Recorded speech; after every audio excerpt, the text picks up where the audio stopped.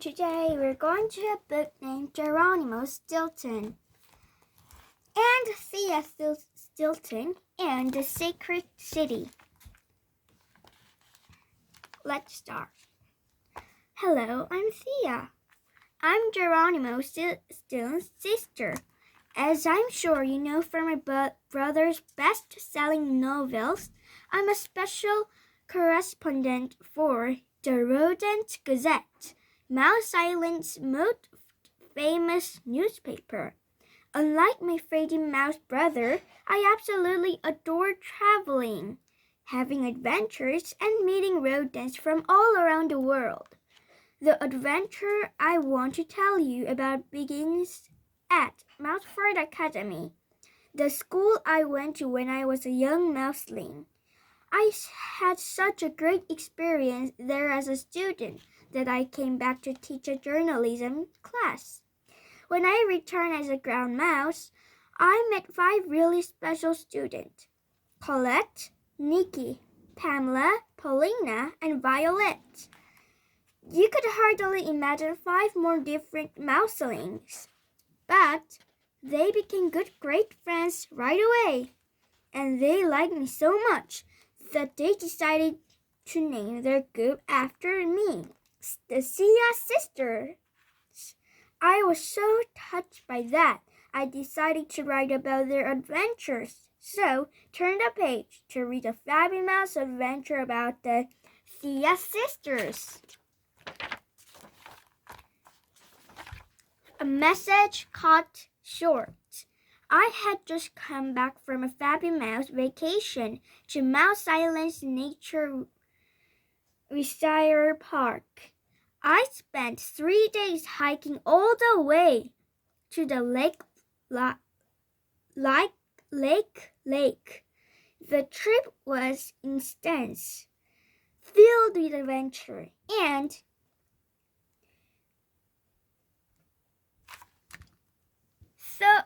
so roughly exhausting. In other words, it was my favorite kind of vacation. When I got home to my mouse hole, I was beat. I dumped my backpack by the door, slouched to the living room, and sprawled on the couch. Oh dear me, I almost forgot to introduce myself. My name is Stilton. Sia Stilton. I am a special correspondent for the Rodent Gazette, the most fabulous newspaper on Mouse Island.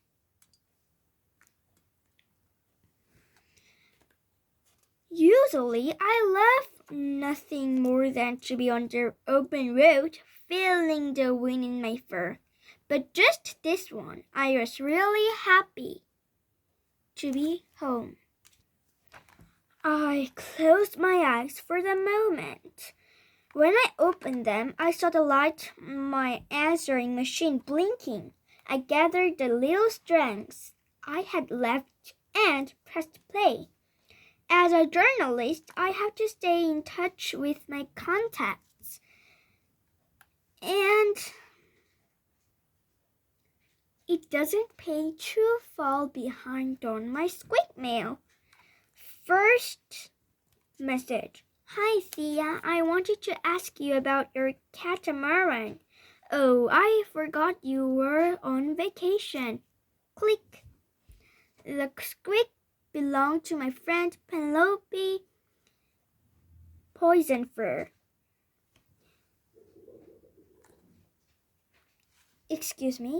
Penelope Poisonfur. We met during a survey, of course. Second message. Sia, it's me, Penelope. Penelope, do you remember the Alpine Guide to?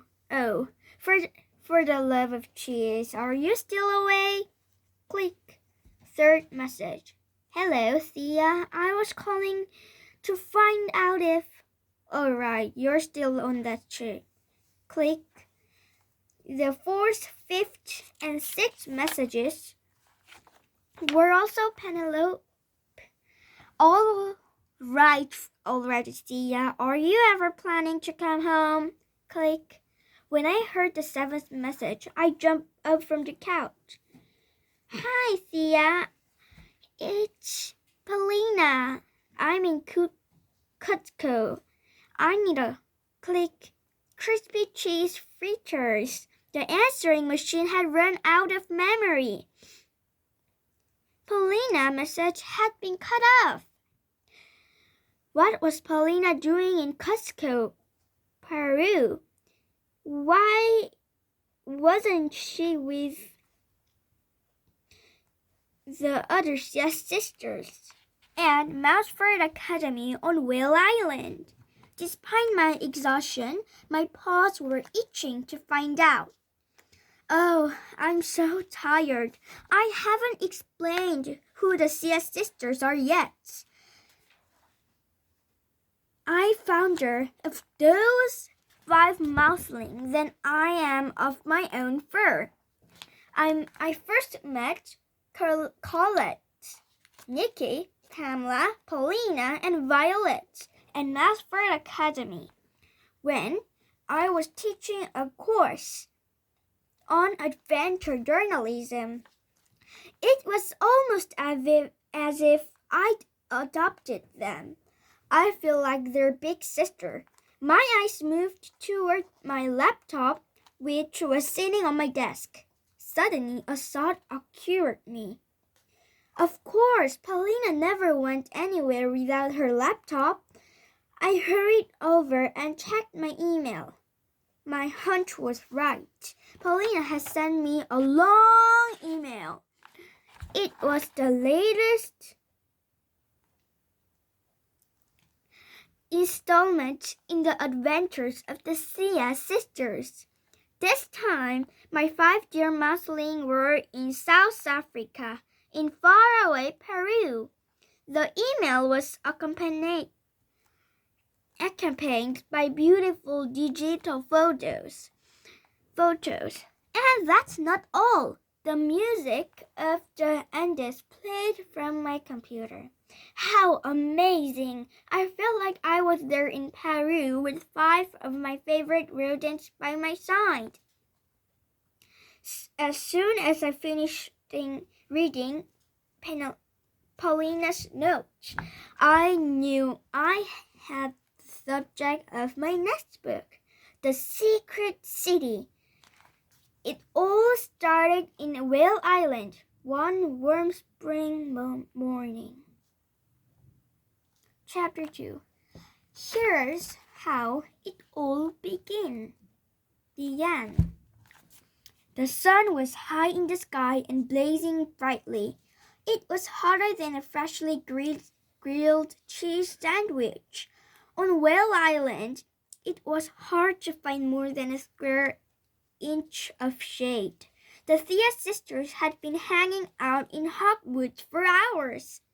Violet, Paulina, and Colette were perched on a rock, armed with a video camera and binoculars, while Nikki and Pamela were sitting on the branch of an old oak tree.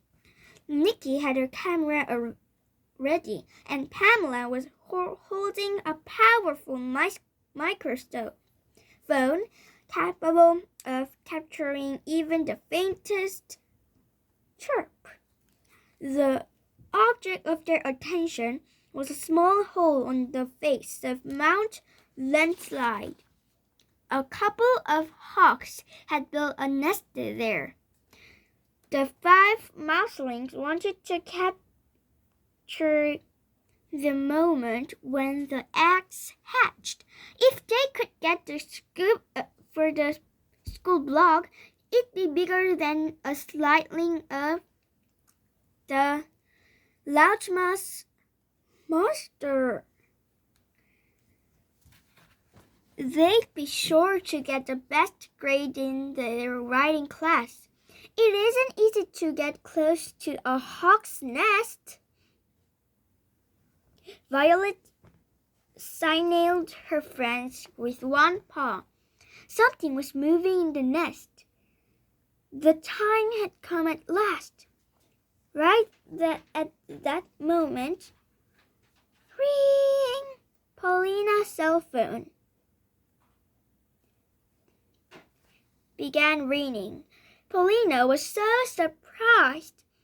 She nearly slipped off the edge of the cliff. A shrill screech came from the hole in the rock. Screech! The mother hawk had noticed them, and she was angrier than a cat with a bad case of fleas. There went the sister Scoop. There was only one thing to do. Scamper off as fast as their paws could take them. However, Violet soon realized that someone was missing. Paulina was still taking on her phone. Violet scurried back and dragged her away. Does this seem like the right moment to be chattering? She asked. If that falcon catches us, we're catnip. But she soon regretted the way she squeaked when she saw that her friend's big black eyes were filled with tears.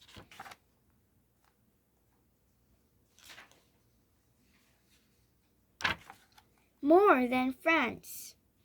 As soon as the mouselings got back to Masford Academy, Paulina had straight to the headmaster's office. She was with Professor Octavius D. Mouses for a full half hour. Colette, Nikki, Pamela, and Violet waited for her outside the office door. They were worried about Paulina. As the minutes ticked by, they seemed to stretch longer and longer. Pamela, in particular, was growing impatient. What could be taking so long? She cried. I could change a flat tire while blindfolded in the time she'd been in there. Nikki put a paw on her friend's shoulder. I'm sure she'll be out in a minute, Pam. Pam nodded. I just hope everything's okay. At that moment, Paulina emerged from the office. Her friends immediately gathered around her. Paulina, if you have a problem, if you need help, Colette began. We need to know what's wrong, exclaimed Pamela. You're turning us into a bunch of Rory rats here. We're more than friends. We're sisters, Nikki burst out. Tell us what's going on. Of course she will, said Violet. There aren't any secrets among the Sia sisters, and there never will be. Paulina was moved by her friend's concern. You're right, she said as she led them back to the dormitory. I will tell you everything while I pack my bags. You're leaving? Her friends shouted in unison as they scurried after her. Yes, I need to get back to Peru as soon as possible, explained Paulina. She opened the door to their room. That phone call was from my sister, Maria. One of our dear friends is in more trouble than a mouse at the annual cat convention. No need for explanation, Nikki said, cutting her off. You tell us during the trip. You didn't think we'd let you go by yourself, did you? You mean you'll come to Peru with me? Exclaimed Paulina. You're the best friends a mouse could ask for. Thank you. Before she'd finished squeaking, her friend had started packing their bags. South America. The name America comes from the name of the Italian navigator Amerigo Vespucci, one of the first Europeans to explore the coast of South America. The numbers. Andes make up the longest chain of high mountains in the world.